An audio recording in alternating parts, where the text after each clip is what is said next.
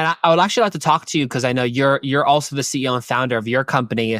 And, what's kind of interesting is that, I'm not sure because I see you have a whole big office there. I was like, oh my gosh, she must have a lot of people that work for her. But like, Yeah, I guess for you, yeah, but I guess for you, because it's interesting that like, how do you operate? I'm just kind of curious. How does the whole lending? It's not like a bank, obviously, but it's like, how does it actually the whole process work? Yeah, so we're pretty much considered a private bank. So, I'm the CEO, I have a chief operating officer, I have a director of marketing, I have account managers.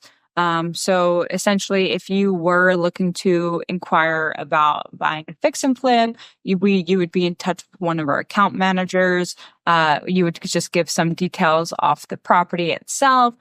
They would run some terms for you. And once you have agreed upon terms, the first step is obviously order appraisal. This way we could get the value of the home, and we'd be lending off of that. And then, it just is pretty easy process when it comes to what's needed, which is really just LLC docs or corporation docs, because we always just lend to the business entity.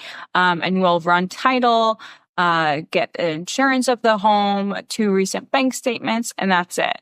Whereas conventional financing has a ton of stuff. They go through your tax incomes, tax returns, and a lot of other steps for that. But we try and make it a very seamless process. Yeah, it seems like it's made a really easy process for, for people who come in and just want to buy something or get things loaned to them, right?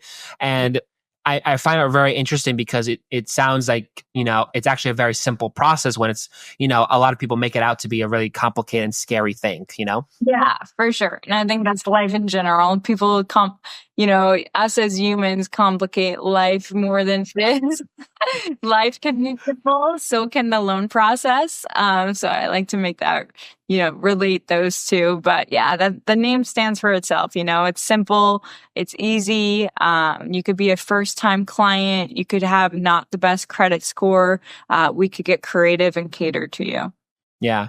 So I guess because on my, on the show, I've also had a lot of real estate and a lot of sales and a lot of different other type of people on the podcast, but also a lot of people who are listening are also CEOs and founders.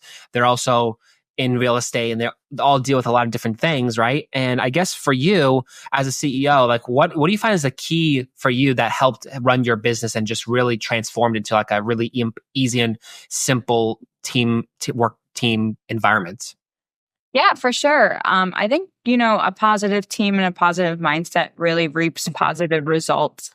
And, I actually recently just bought the book, The Positivity of a Team by John Gordon.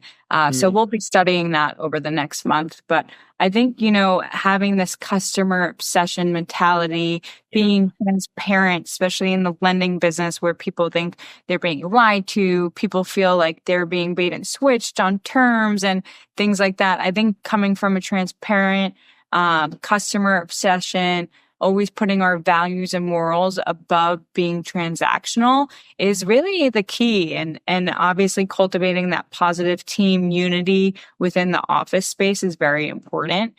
When I first started, I hired a lot of people remotely. And then I started bringing everyone into the office and really working on culture.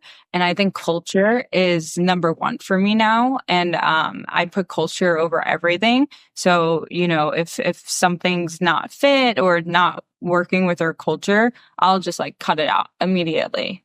So right. I stayed focused on that for sure. I find what's cool is that actually I was speaking to another person yesterday on the podcast, and what was interesting, he mentioned a really cool thing, how everyone has to be sort of aligned to what your purpose and your drive is. Otherwise, if they're not, then it's sort of like they're kind of, I wouldn't say they're dead weight, but they're sort of like, they kind of drag the team down. Because if there's one team that's just like not with you, that it just doesn't drive the whole thing. So it kind of makes sense of what you're talking about, but just bringing it all together as a team. Yeah, so it's sure. Interesting. Jim Collins' book, Good to Great, it says that finding the right people for the bus is key. And those right people are bought into the company's mission, bought into the company's values, understands the company values. Because essentially you have to move as that. And, as a leader, my team is a direct reflection of me.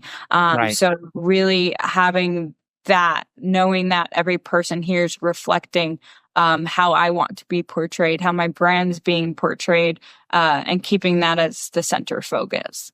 I think that's a very cool idea you just kind of gave me, just how the fact your employees are you, but like branched out and like they reflect as you know what I mean? And I kind of look at like other things in terms of what everyone else in a company does. It's like you're them, but like in a more stabilized place in the organization. So it's like, so it's interesting how you put that. And I think it's really cool just to see someone actually think with that in terms of their organization, their business, and how they run things.